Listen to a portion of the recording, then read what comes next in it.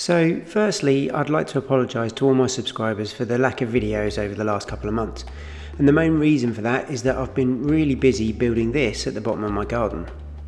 I've built this all from scratch myself, but I'm not a professional builder or anything, so please don't ask me loads of questions about the construction, etc.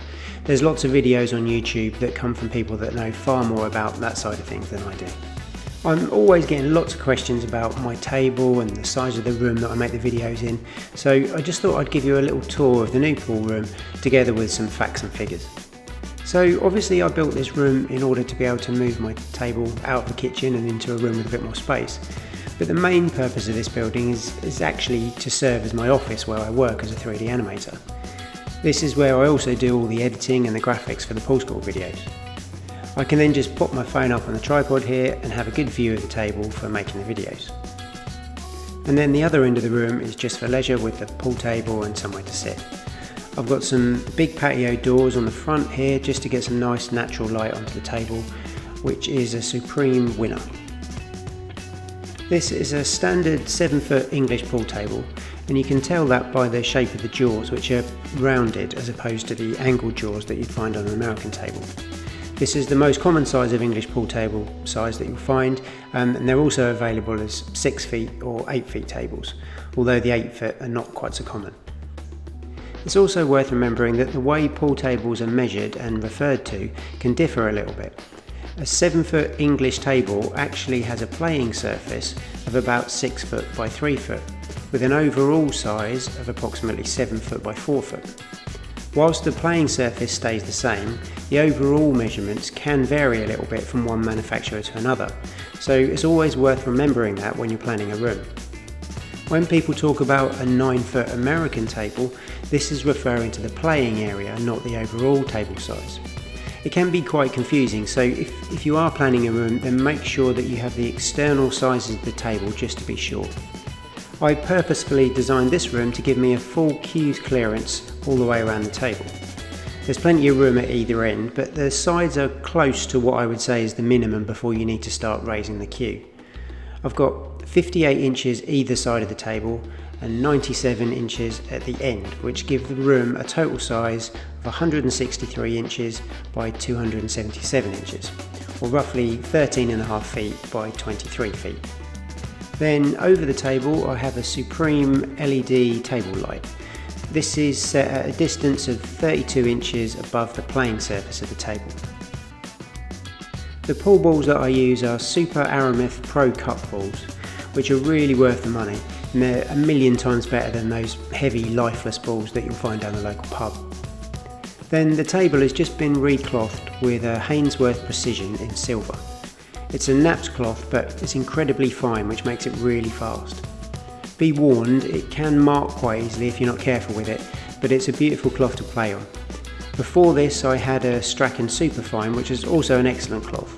And I've not really had this one long enough yet to say which I prefer, but I think this one is a little quicker. Over here I've got my 8-ball cue rack, which a lot of people often ask me about. In most of my videos I always put links in the description to any products that I might use, so you can always find things down there if you're interested. I'm also often asked about how I hang the triangles on the end of the table. All I've done is stuck a couple of screws in the table to hang them from. Now that's not the most elegant, and I wouldn't do it if you want to sell your table, but I prefer having them hanging there rather than on the floor or shoved into the ball return. Also under the table I've got a trolley. Now I don't use this that much, but it's a handy thing to have on occasions, and it was useful when the table was in the house and we needed to move it out of the way sometimes. It's just a wind up jack and it's pretty simple to use. It does need a bit of a dust though. So that's the new pool room, and then I just pop the camera up here and it gives me a nice view to make lots of new pool videos. So I thought it was right to start off with a clearance in the new pool room. So whilst I go about clearing the table, I just wanted to talk about some of the up and coming videos that I've got and whether there's anything else that people would like me to make.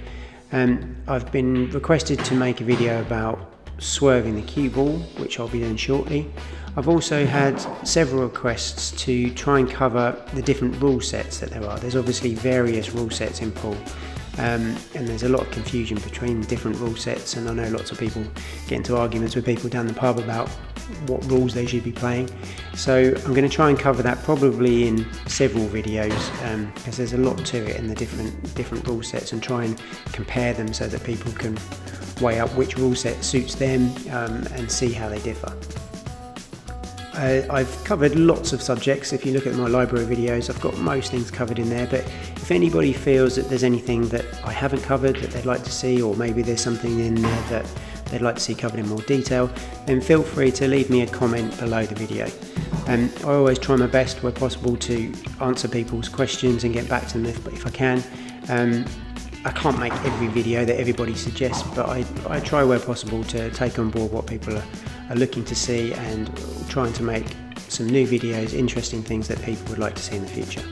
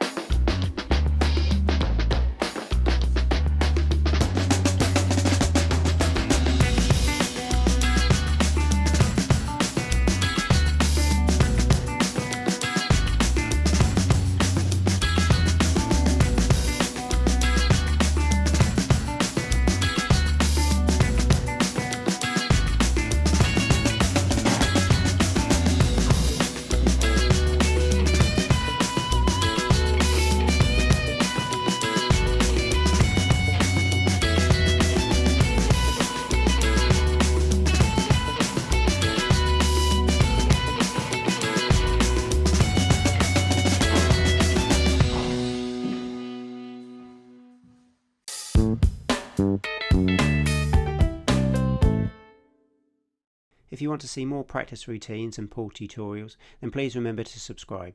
And if you're interested in any of the equipment I use in this video, then there are links in the description below.